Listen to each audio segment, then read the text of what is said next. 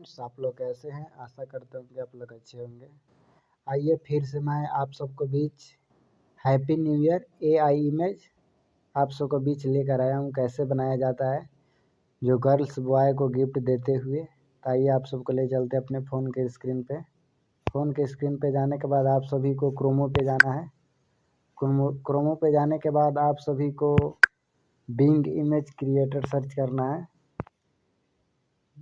जो ऊपर वाला वेबसाइट आएगा उस पर क्लिक करना है। क्लिक करने के बाद जो मैं फ़ॉन्ट यहाँ डाल रहा हूँ, आप सबको फ़ॉन्ट मिल जाएगा। तो आप लोग वहाँ से जाकर डाउनलोडिंग कर लीजिएगा। फ़ॉन्ट को मैं यहाँ पे कॉपी कर दिया।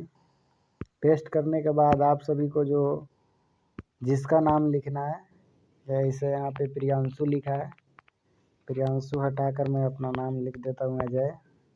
अजय लिखने के बाद क्रिएटर पे क्लिक करना है। क्लिक करने के बाद 2-4 सेकेंड में आपका इमेज बनकर आ जाएगा।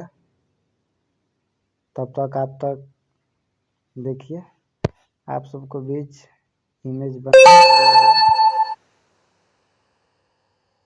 काफ़ी शानदार गर्ल्स बॉय को घर में गिफ्ट देते हैं। इसको डाउनलोडिंग करना है, यहाँ से डाउनलोडिंग कर सकते हैं आप।